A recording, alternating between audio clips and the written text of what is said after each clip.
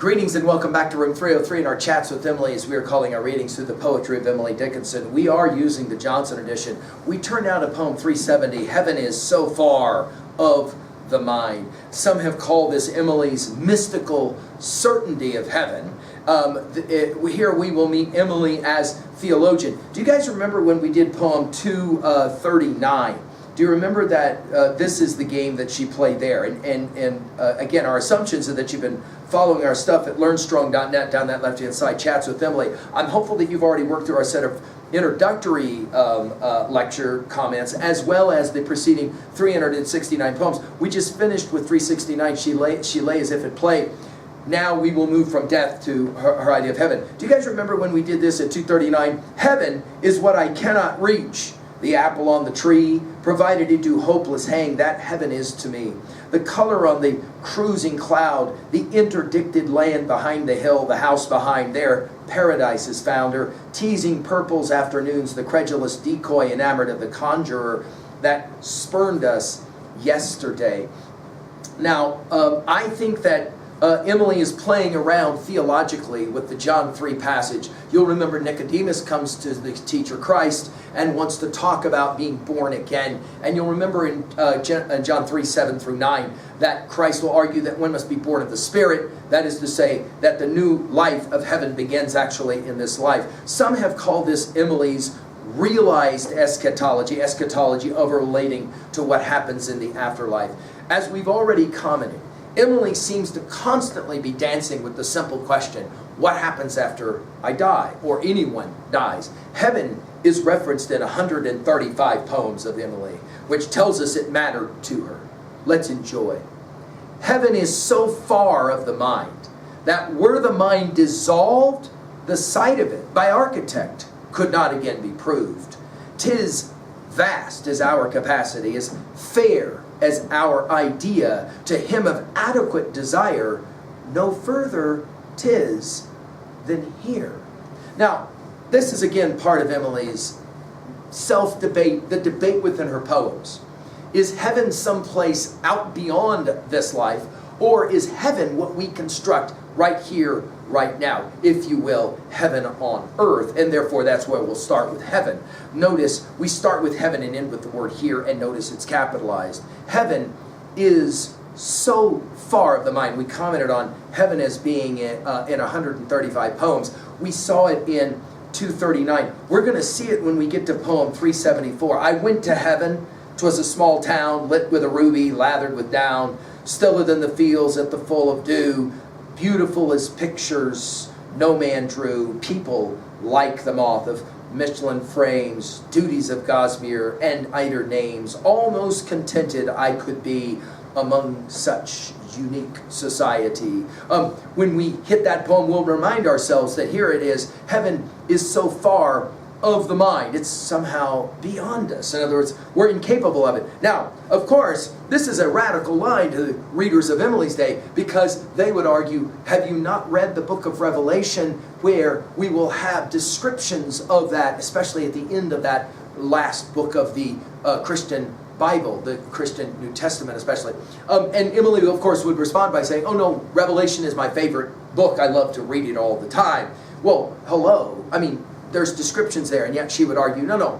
What I'm arguing is, it's beyond language. It's translinguistic. It's impossible for us to really fully wrap our brain, our mind, around the idea. And then she'll repeat the word mind.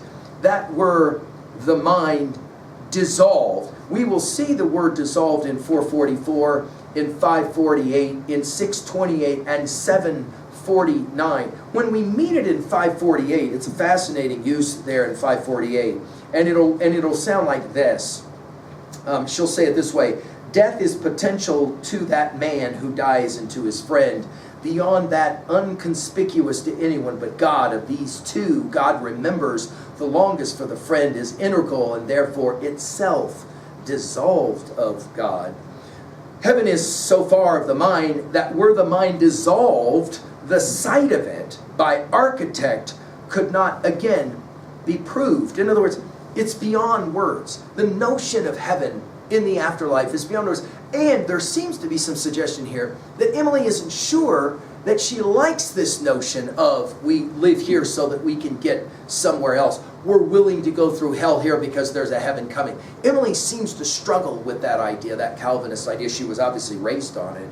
And then she'll go to the phrase, "'tis vast," as our capacity, as fair as our idea. In other words, heaven is kind of what we decide to make of it. And of course, she's drawing on all kinds of referencing here, right? Both Milton's Paradise Lost, what is it that the archangel will say at the end of Paradise Lost, Book 1, that he says, "At least here we shall be free, better to reign in hell than serve in heaven." And then, of course, a few years before that, 1667 publishing of Paradise Lost, you'll remember that Shakespeare's Hamlet will say, we can make a heaven of hell, a hell of heaven, right? Nothing is other than what we think of it. She says, "'Tis vast as our capacity, as fair as our idea.